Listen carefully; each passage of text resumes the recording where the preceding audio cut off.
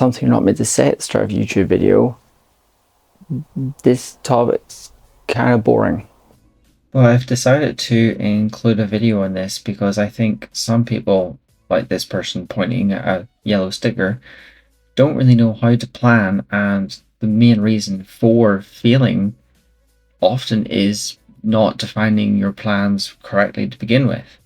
So even though it's not as exciting or enthralling as these three people seem to think planning is, I think it's worth having a look at. So let's get started. For example, I would love to take my top off someday and discover that I have the body of Taron Egerton below it, with the huge pecs, great big arms, bolder shoulders, the lats, the delts, just If you want a visual representation, go watch Blackbird on Apple TV, I think it is. Not sponsored, but it's worth a look. But setting goals, realistic ones anyway, means connecting back to reality. Like literally. Like taking your goal, taking where you are, and drawing a line between the two, and then figuring out how to turn that line into steps towards where you want to be. Now, not only can this be boring, but it involves a lot of work, research, measurements, notation, time management. But to be most effective, it also requires a great deal of honesty about where you're starting from without sugarcoating or trying to make yourself feel better. But before we get to reality, let's keep talking about Taron, just for a little bit. Now, thanks to the stalkers on the internet and some fitness magazine interviews, we have quite a bit of stats and information on him. At least for the time when he was doing Kingsman Secret Service. We know that his chest size was 41 inches, waist size 31 inches. We know that his arms were 15 inches. And also he's been alleged to say, I lost a lot of fat and put on a lot of muscle. I got down to 5% body fat and 88 kilos, which is quite lean and muscle dense, in what is quite an understatement. Now, back to that reality I was talking about. I have always been around the 63 to 65 kilo mark. Like I've said in previous videos before, I've put on a bit of weight, and so I was expecting that to be about 65, maybe up to around the 66, 67 mark. My scales have been broken for a while, so I decided to get some new ones. Got some swanky body composition ones. Very happy with them to start with. Turns out I'm 71 kilos now.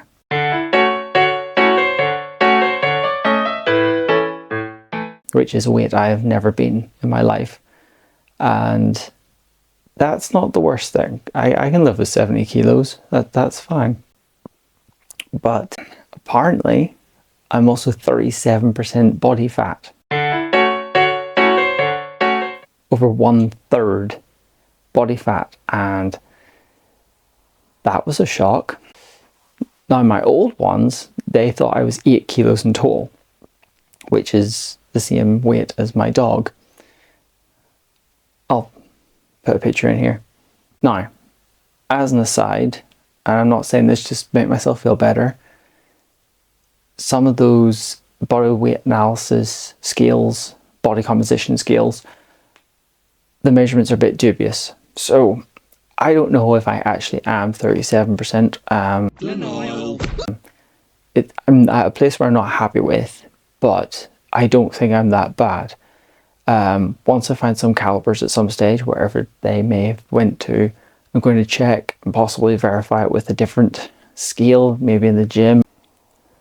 But yeah, I'm just not sure. It doesn't seem right. But putting it aside for a moment, we've got some stats to play with, so let's compare. We are, and this is what in my mind makes me think that Taron and I would be a good match, roughly the same height. 5'9", about 175 centimeters. That's where most of the similarities end. So Tarn weighs in 88 kilos with 5% fat, which works out at 83.6 kilograms of muscle.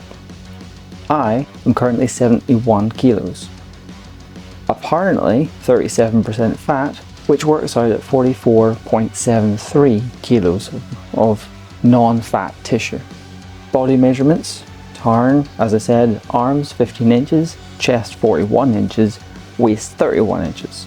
Myself, I have arms 11 inches, chest 36 inches, and waist 31.5 inches. Now, before moving on, there's 2 points I want to make. One is regard of the scales and that body fat percentage. Now, I am honestly not just saying this to make myself feel better. I genuinely don't think it's correct just looking in the mirror, comparing to body weight charts online.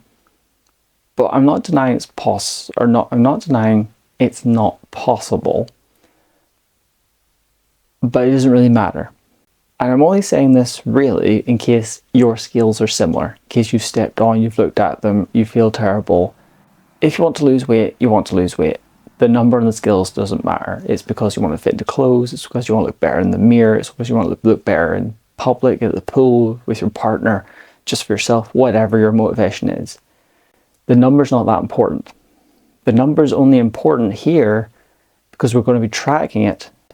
Now, as I said, I'm going to cross-check with other ways of measuring it just to see, my own curiosity, if it's right or not, because it's brand new.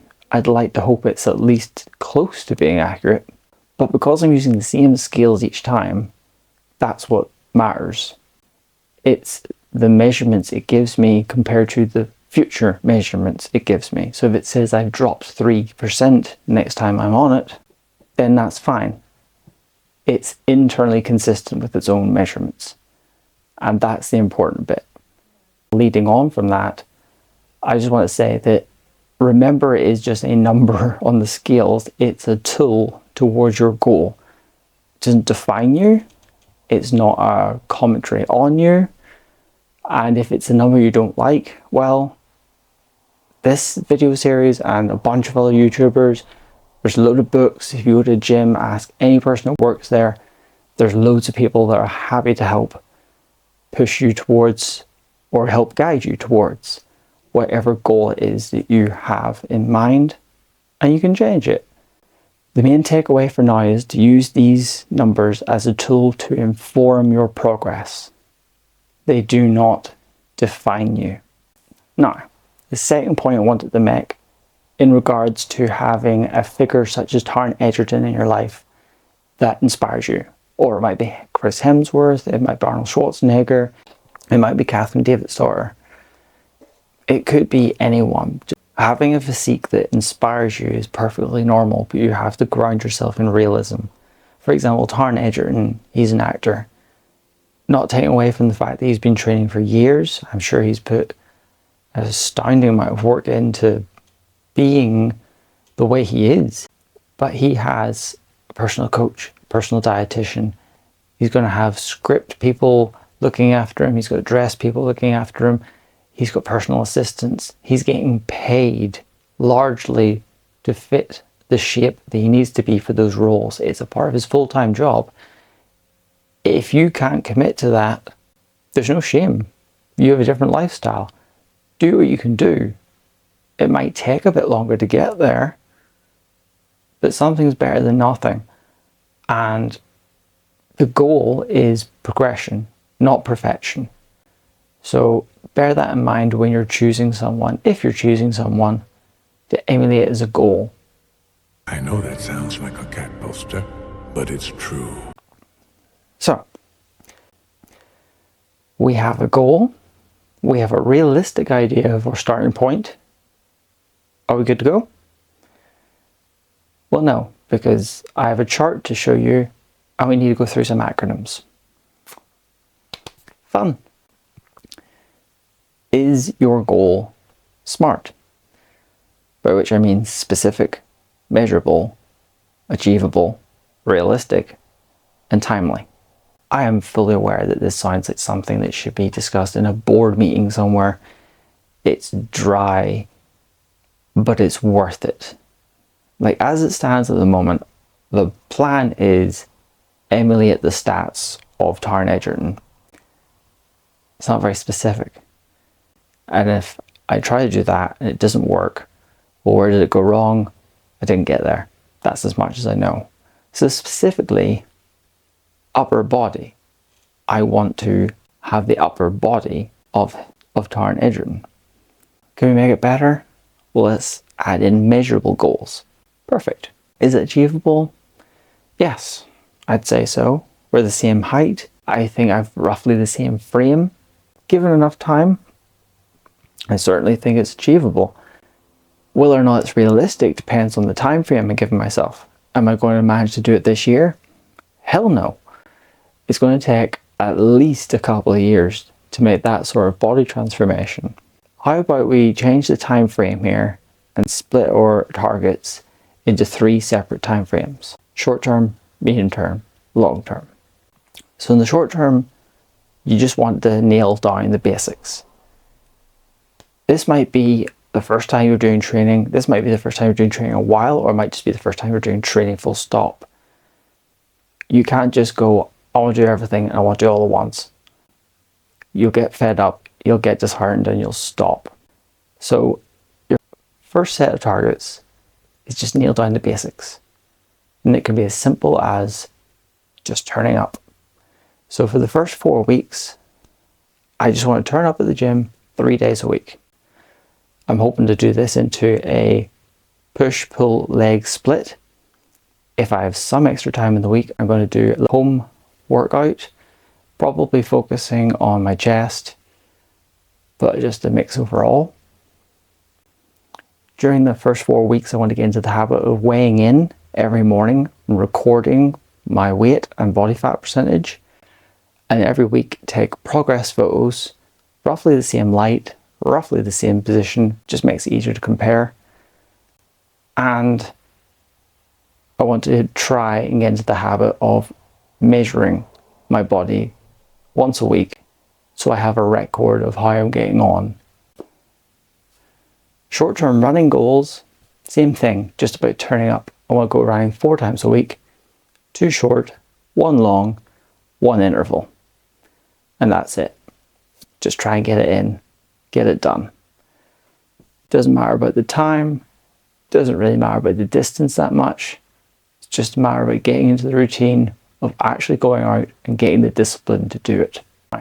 Going into the medium term, 12 to 24 weeks, that 3 to 6 month range. Like we said, jumping from 36 to 41 inches, that's not going to happen quickly. So let's break it down inch by inch. Let's aim for 1 inch every 12 weeks. So I'm hoping in the 24-week period of gaining 2 inches to my chest, maybe 2 inches to my arms. For running, the medium-term goals are to improve distance and my weekly volume. Long-term, get swole, ripped, and hench is the short answer, but it's to match the stats of Taron Egerton, or similar there enough. It's important to be honest, that could take years. It's a big transformation, and like I said before, I'm going to be doing this along with a full-time job. I'm going to do this in between videos. I do not have the same time and schedule as him, so it could take a while. So by the end of the 24 weeks, I'll hopefully be in a situation where I can sit down, look at the progress, look at my weigh-in data, and I can decide my next step from there. Go back to this process, see what's realistic, see what's attainable, and do measured and specific goals for the next 12 to 24 weeks until I hit that long-term target. I'll hopefully at that stage have some progress photos, so I'll be able to show you start, and hopefully there'll be a bit of a difference in the ones at the end, and I'll share those. And long term, hopefully I will be finishing my marathon next April in a decent time and not too exhausted at the end of it. just before I go, the next video I'm going to be doing is going to be on fueling these goals. I'm going to be talking about calorie deficits, calorie surpluses, bulking, cutting, body recompositions, your calories in, calories out, what sort of foods you should be eating and in what quantities depending on what your target is, what your goal is. I'm going to go through in more detail those daily weigh-in records I was talking about, how I'm analysing those and using the data to inform what I should be eating in order to fuel the mass gain, and how it's impacting my decision making in regards to my goals, and how you can use it to influence and help you with your decision making towards yours.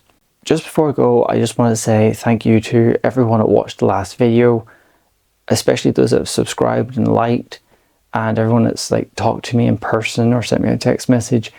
It's really appreciated. I wasn't sure whether this was going to be a good project. I wasn't sure how many people were going to watch it, didn't know who would appreciate it or who would find it useful, but I've had quite a lot of people talking to me, and even if you're just being really nice, it has been really nice to have the feedback. It's been great to have the support, and I just wanted to say thank you to everybody who's watched it. If you want to go back and watch it again, just get my numbers up, that's great. But yeah, thank you all for watching. I hope you enjoy this. I hope you stay with me, and I will see you next time.